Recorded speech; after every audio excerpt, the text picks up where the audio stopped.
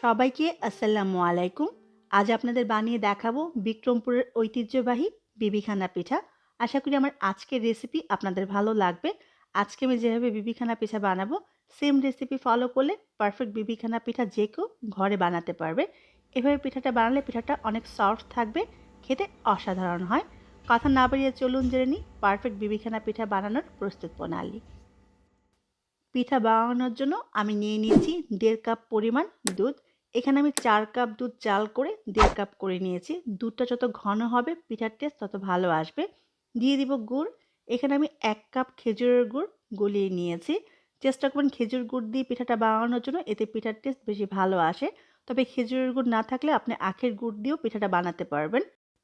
যারা মিষ্টি বেশি পছন্দ করেন তারা চিনি ব্যবহার করবেন। আমি 2 টেবিল চামচ চিনি দিয়ে দিচ্ছি। মিষ্টিটা আপনি আপনার স্বাদ অনুযায়ী কম বেশি করে নিতে পারবেন। দিয়ে দিব সামান্য একটু লবণ।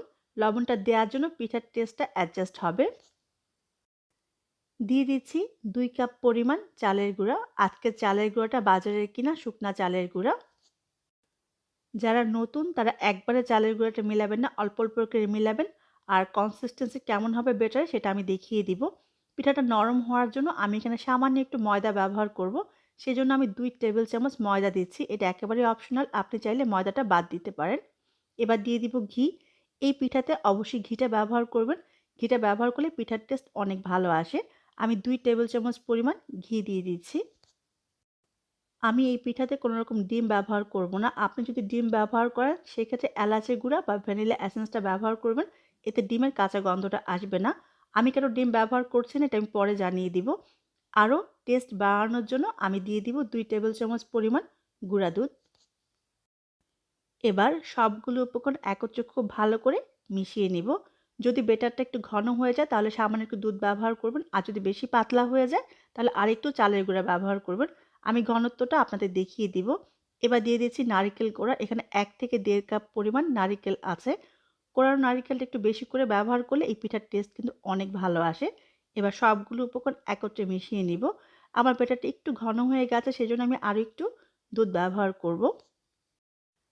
আমি এই পিঠাতে ডিম ব্যবহার করিনি, কারণ ডিমটা ব্যবহার করলে দুধ আর ঘিয়ের যে একটা ফ্লেভার আছে সেটা পাওয়া যায় না। দুধ আর ঘিয়ের ফ্লেভারটা পাওয়ার জন্য আমি এখানে কোনো রকম ডিম ব্যবহার করব না। সবগুলো উপকরণ একত্রে মিশিয়ে নিয়েছি। দেখুন বেটারের কনসিস্টেন্সি ঠিক এরকম হবে। আমি একটু কাছ থেকে দেখিয়ে দিয়েছি বেটারের কনসিস্টেন্সিটা কেমন হবে।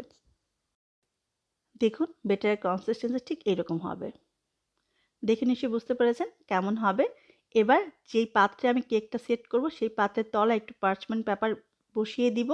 এবার একটু তেল অথবা ঘি চারপাশে ব্রাশ করে নিব। চারপাশে ঘি বা তেল ব্রাশ করা হলে এর মাঝে আমি বেটারটা দিয়ে দিব। একেবারে পাত্রটা ভরে বেটারটা দিবে না, কারণ এই পিঠাটা কিন্তু সামান্য একটু ফুলবে। কেকের মতো অত বেশি ফুলবে না, কিন্তু একটু ফুলবে। একটু ট্যাপ করে দিব, যদি ভিতরে কোনো বাতাস থাকে সেটা বের হয়ে যাবে। এই পিঠাটা আমি চুলায় বানাবো, আর বাকি যে বেটারটা রয়ে গেছে সেটা অন্য একটা পাত্রে আমি নিয়ে নিচ্ছি। এই পিঠাটা আমি ওভেনে বানাবো। ওভেন 180 ডিগ্রি সেন্টিগ্রেড তাপমাত্রায় 5 মিনিটের জন্য প্রিহিট করে নিব। তারপরে এই পিঠাটা আমি প্রায় 35 থেকে 40 মিনিটের মতো বেক করব। যদি পিঠার সাইজ বড় হয় তাহলে সময়টা একটু বেশি লাগবে। আমার এই পিঠার সাইজটা ছোট, সেজন্য সময়টা কম লাগবে। চুলায় আমি একটা পাত্র বসিয়ে দিলাম। এর উপর একটা স্ট্যান্ড দিয়ে দিব। সরাসরি পাতিলে যদি আমি পিঠার পাত্রটা দিয়ে দিই তাহলে নিচ দিয়ে কিন্তু পুড়ে যাবে। সেজন্য একটা স্ট্যান্ড বসিয়ে এর উপরে আমি পিঠার পাত্রটা দিয়ে দিলাম। চুলার আঁচটা মাঝারি থাকবে। এবার ঢেকে দিব। ঢাকনার মাঝে যদি কোনো ছিদ্র থাকে সেই ছিদ্রটাও বন্ধ করে দিতে হবে। একটা লবঙ্গের সাহায্যে আমি ছিদ্রটা বন্ধ করে দিলাম। এই পিঠাটা হতে সময় একটু বেশি লাগে। আমি প্রায় 1 ঘন্টার মতো বেক করে নিব মিডিয়াম আঁচে। ফিরে এলাম 1 ঘন্টা পরে। আমি একটু চেক করে নিব। যদি পিঠার সাইজ বড় হয় সেক্ষেত্রে কিন্তু সময়টা আরও বেশি লাগবে। আজকে আমার পিঠার সাইজটা খুব একটা বড় না, সেজন্য সময়টা অনেক বেশি লাগে নাই। ফিরে এলাম 1 ঘন্টা পরে। একটু চেক করে নেব। কিভাবে চেক করব সেটা আমি দেখিয়ে দিয়েছি। একটা সাসলিকের কাঠির সাহায্যে আমি পিঠাটাকে চেক করব।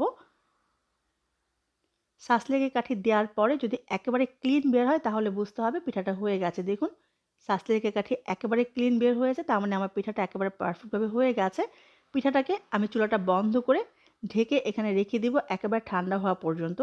ফিরে আসবো পিঠাটা ঠান্ডা হওয়ার পরে। ওভেনের পিঠা হতে আমার সময় লেগেছে 35 মিনিট। চুলার কেকটাও ঠান্ডা হয়ে গেছে। এবার একটা ছুরির সাহায্যে সাইড দিয়ে একটু ছাড়িয়ে নিব। বিবিখানা পিঠা ঠান্ডা হলে এর টেস্ট বেশি ভালো আসে। আমি যতটুকু বুঝলাম আজকে আমার ওভেন আর চুলায় বানানো পিঠার মাঝে ওভেনের পিঠাটা বেশি একটা ভালো লাগেনি। চুলায় বানানো পিঠাটা বেশি ভালো হয়েছে, বেশি সফট হয়েছে। আমি একটু কেটে দেখিয়ে দিব কেমন হয়েছে। ওভেনে যেই পিঠাটা দিয়েছিলাম এটার পরিমাণে কম হওয়ার জন্য মেবি শক্ত হয়ে গেছে। কিন্তু চুলার পিঠাটা অনেক সফট ছিল, খেতে অসম্ভব মজা ছিল। একটু দেখুন। দেখে নিশ্চয়ই বুঝতে পেরেছেন মাশাআল্লাহ কতটা পারফেক্ট হয়েছে। এবার পিঠাটাকে আমি কেকের মতো কেটে নিয়েছি। আমি একটা পিঠা একটু ভেঙে দেখিয়ে দিব কতটা পারফেক্ট হয়েছে আমার আজকের বিবিখানা পিঠা। অবশ্যই বাসায় বানাবেন আর আমার কমেন্ট বক্সে জানাবেন কেমন হলো। সবাই অনেক ভালো থাকবেন, আমার জন্য দোয়া করবেন। আর যারা এখনও আমার চ্যানেল সাবস্ক্রাইব করেননি প্লিজ আমার চ্যানেলকে সাবস্ক্রাইব করে অনুরোধ রইল। সবাই অনেক ভালো থাকবেন। আবারও দেখা হবে, ততক্ষণ পর্যন্ত আল্লাহ হাফেজ।